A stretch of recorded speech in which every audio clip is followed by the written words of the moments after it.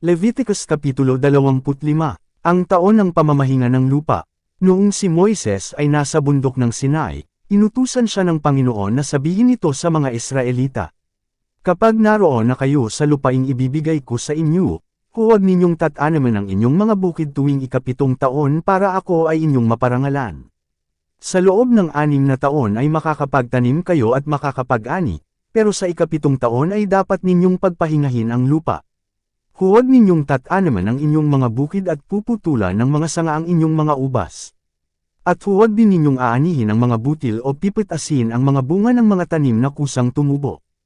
Pero maaari kayong kumuha nito para may makain kayo, ang inyong mga alipin mga manggagawa, mga dayuhang naninirahang kasama ninyo, mga alaga niyong hayop, at mga hayop sa gubat na nasa inyong lupain.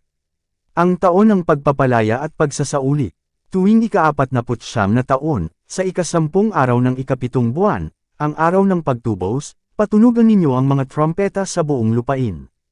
Ang ika-50 taon ay ituring ninyong natatanging taon dahil iyon ay panahon ng pagpapalaya ng mga alipin para sila ay makabalik na sa sarili nilang sambahayan. Panahon din ito ng pagsasauli sa may-ari ng mga lupain na ipinagbili niya. Sa taong ito, na taon ng pagpapalaya at pagsasauli, huwag kayong magtatanim sa inyong mga bukirin at huwag din kayong mag-aani o mamimites ng mga bunga ng mga tanim na kusang tumubo, pero pwede kayong kumuha para may makain kayo. Ito ay banal na taon para sa inyo. Sa taong ito, lahat ng mga ari-ariang ipinagbili sa inyo ay ibalik ninyo sa may-ari. Kaya kung kayo ay magbebenta o bibili ng lupain sa inyong kapwa Israelita, huwag kayong magdadayaan. Ang halaga ng lupa ay ibabatay ayon sa dami ng taon ng pamumangga nito bago dumating ang taon ng pagpapalaya at pagsasauli. Kung mahaba pa ang mga taon bago dumating ang taon ng pagpapalaya at pagsasauli, taasan ninyo ang halaga ng lupa, pero kung maigsi na lang, babaan ninyo. Sapagkat ang binibili ninyo ay hindi ang lupang iyon kundi ang dami ng magiging ani nito. Huwag kayong magdadayaan, sa halip ay matakot kayo sa akin, dahil ako ang Panginoon na inyong Diyos. Sundin ninyo ang mga tuntunin at utos ko para kayo ay mamuhay ng mapayapa sa lupaing inyong taytirhan at hindi kayo mawawalan ng pagkain dahil sa masaganang ani ng lupain. Huwag kayong mababahala sa kung ano ang inyong kakainin sa ikapitong taon na hindi kayo makakapagtanim o makakapag-ani. Pagpapalain ko ang inyong mga bukid tuwing ika-6 na taon upang maging masagana ang ani para maging sapat para sa 3 taon. Kaya sa tuwing magtatanam kayo sa ika-8 taon, ang kakainin ninyo ay ang inyong ani pa rin noong ika-6 na taon, at magiging marami pa ang pagkain ninyo hanggang sa dumating ang tag-ani sa ika-9 na taon. Huwag ninyong ipagbibili ang inyong lupain na hindi na ninyo matutubos pa, dahil ang lupain ito ay akin. Pinatitirhan at pinasasakahan ko lang ito sa inyo. Kaya payagan ninyong matubos pa ng may-ari ang kanyang lupain na ipinagbili sa inyo. Ganyan ang gawin ninyo sa lahat ng lupaing binili ninyo. Kung maghirap ang inyong kapwa Israelita at napilitan siyang ipagbili ang kanyang lupain, ang pinakamalapit niyang kamag-anak ang tatubos ng lupaing kanyang ipinagbili. Pero kung wala siyang kamag-anak na tatubos nito para sa kanya, maaari pa rin niya itong tabyusan kapag kayanan niya. Kapag nangyari ito, babayaran niya ang bumili ng kanyang lupain ng halagang ayon sa maaani sa lupain hanggang sa dumating ang taon ng pagpapalaya at pagsasauli, at saka pa lang niya maaaring bawiin ang kanyang lupain. Pero kung kulang ang perang pantubos niya, mananatili ang lupain sa bumili hanggang sa dumating ang taon ng pagpapalaya at pagsasauli. At sa taong iyon, ibabalik na sa kanya ang lupain niya nang walang bayad. Kung may taong magbenta ng kanyang bahay na nasa napapaderang lungsod, maaari pa rin niya itong tabyusan sa loob ng 1 taon pagkatapos niyang ipagbili. Pero kung hindi niya ito matubos sa loob ng 1 taon, ang bahay na iyon ay lubusan ng magiging pag-aari ng bumili at ng mga angkan nito magpakailanman. Hindi na ito maaaring bawiin ng may-ari sa taon ng pagpapalaya at pagsasauli. Ngunit ang mga bahay sa mga baryo na walang pader ay ituturing na katulad ng bukid na maaaring matubos o mabawi sa taon ng pagpapalaya at pagsasauli. Maaaring tabyusan ng mga Levita kahit kailan ang kanilang mga bahay na nasa kanilang bayan. Kung hindi nila iyon matubos, ibabalik iyon sa kanila sa taon ng pagpapalaya at pagsasauli. Sapagkat ang mga bahay sa kanilang bayan ay para sa kanila dahil bahagi nila ito na ibinigay ng kapwa nila Israelita.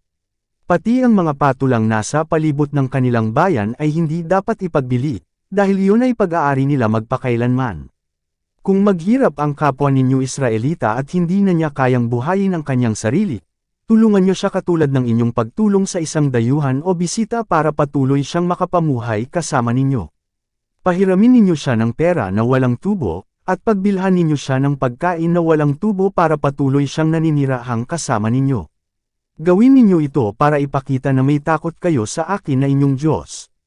Ako ang Panginoon na inyong Diyos na naglabas sa inyo sa Ehipto para maibigay ko sa inyo ang lupain ng Canaan upang ako ay maging Diyos ninyo. Kung sa labis na kahirapan ng inyong kapwa Israelita ay napilitang ipagbili ang sarili upang maging alipin, huwag ninyo siyang pagtrabahuhin katulad ng pangkaraniwang alipin. Ituring ninyo siyang isang upahang manggagawa o isang panauhing nakatira sa inyo. Magtatrabaho siya sa inyo hanggang sa sumapit ang taon ng pagpapalaya at pagsasauli. Sa taong iyon, malaya na siya at ang mga anak niya, at makakabalik na sila sa kanilang mga kamang anak at mapapasa kanilang muli ang mga pag-aari ng kanilang mga ninuno. Kayo ay alipin ko, kayo ay mga Israelitang inilabas ko sa Ehipto. Kaya huwag ninyong ipagbibili ang inyong sarili para maging alipin. Huwag ninyong pagmamalupitan ang inyong kapwa Israelita na alipin ninyo. Ipakita ninyong kayo ay may takot sa akin na inyong Diyos. Kung gusto ninyong kayo ay may alipin, bumili kayo sa mga bansa sa palibot ninyo. Maaari rin kayong bumili ng mga dayuhang naninirahang kasama ninyo, o ng kanilang mga anak na ipinanganak sa inyong lugar. At ang mga aliping nabili ninyo sa kanila ay magiging pag-aari na ninyo. At maaari nyo silang ipamana sa inyong mga anak upang maglingkod sa kanila habang sila ay nabubuhay. Pero huwag ninyong pagmalupitan ang inyong kapwa Israelita na alipin ninyo. Kung sa labis na kahirapan ay ipinagbili ng isang Israelita ang kanyang sarili bilang alipin sa isang dayuhang naninirahang kasama ninyo, o sa kamag-anak ng dayuhang iyon, ang Israelitang iyon ay maaari pang tabyusan. Maaari siyang tabyusan ng kanyang kapatid, tiyuhin, pinsan, o sinumang malapit niyang kamag-anak. Maaari ring siya mismo ang tumubos ng kanyang sarili kung kaya na niya. Kukwentahin niya at nang bumili sa kanya kung ilang taon siyang naglingkod at kung magkano ang katumbas na halaga nito kung babayaran siya katulad ng isang upahang manggagawa. At ang halaga nito ay ibabawas niya sa halagang ibinayad sa kanya noong siya ay binili bilang isang alipin. Ang halagang iyon ay batay sa dami ng taon mula nang siya ay binili hanggang sa taon ng pagpapalaya at pagsasauli. At kung magkano ang natira, iyon ang babayaran niya para matubos ang kanyang sarili. Kinakailangang ituring siya ng dayuhang bumili sa kanya na parang isang upahang manggagawa at huwag siyang pagmamalupitan. Kung hindi siya makakalaya at ang mga anak niya sa ganoong paraan, maaari pa rin silang lumaya sa taon ng pagpapalaya at pagsasauli. Kaya hindi kayo magiging alipin ng inyong mga kababayan magpakailanman, dahil alipin ko kayo, ako ang naglabas sa inyo mula sa Ehipto. Ako ang Panginoon na inyong Diyos.